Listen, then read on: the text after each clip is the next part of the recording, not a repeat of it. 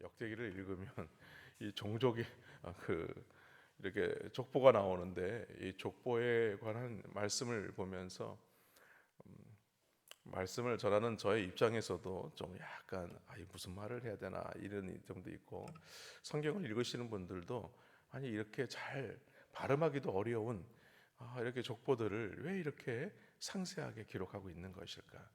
그러나 오늘 말씀을 보면서 오늘 주시는 하나님의 메시지가 있습니다. 오늘 제목이 유다를 넘어 다윗까지입니다. 어제 우리가 말씀을 보았지만 역대상 1장에 기록된 족보를 통해서 우리가 알 수 있었던 것은 하나님의 이 사랑과 관심이 누구에게 있느냐, 단지 이스라엘에게만 있는 것이 아니라 그 택함 받은 이스라엘과 함께 그 이방 민족들 모든 열방들에게도 하나님의 이 관심과 사랑이 같이 향하고 있다라는 말씀을 드렸습니다. 그런데 오늘 본문 2장에 기록된 족보와 또 어제 말씀드린 1장에 기록된 족보와는 뭔가 사뭇 내용이 다르죠. 1장에서는 이스라엘 백성들의 정통 족보가 아니라고 했습니다.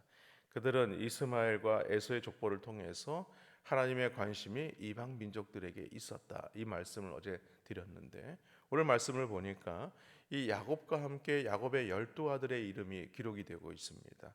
그리고 하나님의 사랑이 이제는 누구에게 집중되고 있느냐, 이방 민족이 아니라 이스라엘에게 집중되고 있다, 이렇게 말씀합니다. 먼저 오늘 우리가 2장 말씀을 보면은요, 이 내용의 족보가 무려 2장부터 8장까지 아주 많은 지면을 할애를 합니다. 이 야곱의 12아들을 비롯한 12지파에 대한 족보죠. 우리가 성경을 역대상을 읽다 보면 왜 이렇게 치루하게 이렇게 상세하게 기록하고 있는가? 사실은 하나님의 관심은 이방 민족에게, 열방에게 향하고 있지만, 그러나 보다도 관심은 어디에 기울이고 있는가? 하나님의 택한 백성인 이스라엘에게 집중되고 있다라는 것을 보여주고 있는 것입니다. 그러면서 오늘 야곱의 12지파 중에 가장 중요한 지파 한 지파를 거론하게 되죠. 바로 유다 지파입니다. 그런데 이러한 순서는요, 우리가 성경을 보면 아니 오늘 순서에 의하면 유다가 가장 큰 맏아들이 아닌데, 이렇게 생각할 수 있어요. 언뜻 이해가 되지 않는 것입니다. 왜냐하면 야곱의 장자는 유다가 아니라 르우벤이기 때문에 그렇죠. 그렇기 때문에 당연히 족보의 처음은 누가 기록되어야 되느냐, 르우벤이 먼저 나와야 되는데, 그런데 오늘 성경을 보니까 야곱의 12아들 중에 유다가 먼저 기록되고 있다는 거예요. 거기에는 이유가 있습니다. 두 가지 이유가 있는데, 한 가지는 뭐냐면 르우벤이 아비인 야곱의 침상을 더럽히는 그 사건이 있었습니다. 그래서 이 장자의 명분을 요셉의 아들들에게 빼앗겼다는 사실이죠. 그러나 보다 더 분명한 이유가 있습니다. 그것은 어제도 말씀을 드렸지만, 역대기는 이 바벨론 포로에서 돌아와서 그 이스라엘 백성들이 자신들의 이 정체성이 뭐냐, 왜 하나님의 택한 백성이라면 우리가 왜 이렇게 유다와 북이스라엘과 유다가 바벨론과 아수르에 의해서 멸망을 당해야 하고, 또 우리가 이름도 모르는 그런 나라에 포로로 끌려가서 그렇게 종으로 포로로 살아야만 했는가라는 거죠. 하나님의 택한 백성이라면 하나님께서 그들의 민족을 지켜주시고 그들의 백성을 지켜주셔야 되는 것이 맞지 않겠느냐라는 것이죠. 그래서 그들이 이 포로 귀한 무려 70년이라는 긴 시간 동안입니다. 긴 시간 동안에 그들은 이스라엘에서 태어난 사람들이 아니에요. 말하자면은 재외동포이들입니다. 재외동포들이 70년 만에 한국으로 돌아와서 한국에서 다시 자신들의 어떤 정체성을 깨닫게 하시기 위해서 오늘 이 역대기 말씀을 기록하고 있다는 사실입니다. 다시 말해서 지금 이스라엘은요, 바벨론 포로에서 벗어난 이스라엘 백성들이 그 뿌리를 기억하는 데서부터 시작한다라는 것이죠. 지금 이스라엘은 선택받은 백성들입니다. 아브라함과 이삭과 야곱에게 주신 그 약속을 기억하고 있는 민족이에요. 그럼에도 지금 상황은 마치 어떤 상황이냐, 그런 약속을 하나님께서 마치 파기한 것처럼 이제는 하나님께서 우리를 잊으셨는가, 이런 생각이 들게 만든 것이죠. 그래서 그들의 고통스러운 현실 속에서 오늘 유다를 먼저 이렇게 기록하고 있는 그 이유가 있다는 거예요. 그거는요, 바로 유다 족보에 아주 유명한 왕이 나옵니다. 그 왕이 누구냐? 다윗 왕입니다. 다윗은 하나님의 언약이 성취된 것과 같은 이스라엘의 영적 부흥을 이끄는 왕이죠.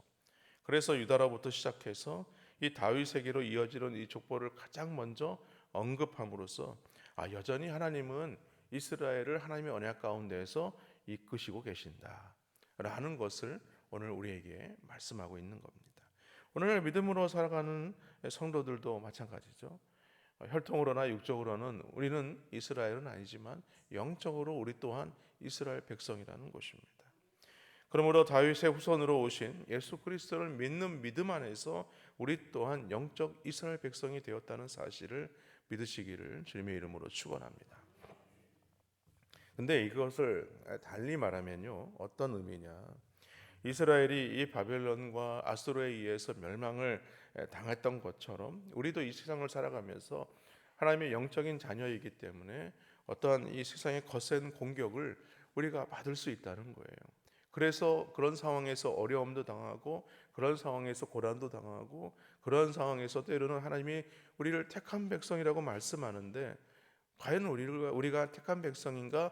라고 의심이 들 정도로 어려움이 있을 수 있다라고 지금 말씀하고 있는 것입니다. 그러나 오늘 말씀처럼 우리에게 분명히 주시는 이 메시지, 말씀을 기억해야 될 이유, 그것은 무엇이냐? 우리는 여전히 하나님의 언약 안에 있다는 겁니다. 우리는 하나님의 여전히 하나님의 은총 안에 있다는 사실이에요. 이것을 우리가 잊지 말아야 되는 것입니다. 나를 마치 하나님께서 유기한 것 같고 마치 하나님께서 나를 버린 것 같은 그런 느낌의 자리에 선다고 할지라도 하나님은 그 언약에서 우리를 절대 놓지 않으시는 분이다 라는 것을 오늘 성경은 우리에게 말씀하고 있는 것입니다. 결국에는 하나님께서 그 은혜를 우리에게 허락하시고 그 언약을 통해서 다시 우리를 세워주신다라는 것이죠. 빌립보서 1장 6절 말씀에 보면 이런 말씀이 있습니다. 너희 안에서 착한 일을 시작하신 이가 그리스도 예수의 날까지 이루실 줄을 우리가 확신하노라. 그러니까 구원을 시작하신 하나님께서 쓰러져 있는 우리들을 그냥 내버려 두시지 않는다는 거예요. 반드시 우리를 일으키셔서 하나님의 영광의 날까지 우리를 이끌어 가신다라는 것을 말씀합니다.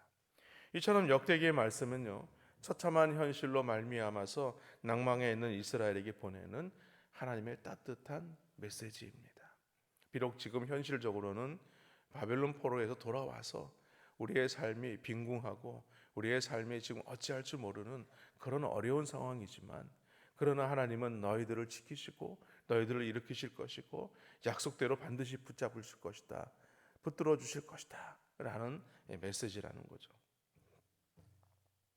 그런데요, 오늘 본문을 보면서 유다 지파의 계보를 잇는 그 내용을 잠깐 이렇게 서술을 쭉 하는데 성경에 보면 사실 이 여성들의 이름이 사실은 잘 기억되어 있지 않습니다. 왜냐하면 성경에 가장 중요한 건 남성 위주의 어떤 족보를 이용하기 때문에 그렇죠.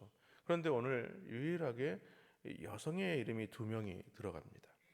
이 가나안 사람 수아의 딸과 다말입니다. 사실 이 두 여인의 이름이 굳이 족보에 들어갈 이유가 없었죠. 왜냐하면 이 가나안 사람 수아의 딸은요, 이방 여인이고요. 그리고 두 번째 여인인 다말은 유다의 며느리입니다. 근데 유다의 며느리 이 다말에 대한 사건을 우리가 너무 잘 알고 있지 않습니까? 다말이 어떤 여인입니까? 그녀는요, 대를 잇기 위해서 변장을 합니다. 변장을 하고 누구와 동침을 하게 되냐면 시아버지와 동침을 하게 되죠. 결국에는 이 대를 잇는 일은 합니다. 아들을 낳게 되죠. 그러나 한마디로 떳떳하지 못한 그런 여인이라는 것을 우리는 알 수 있습니다. 그런데 이 두 여인을 족보에 기록한 이유는 무엇인가?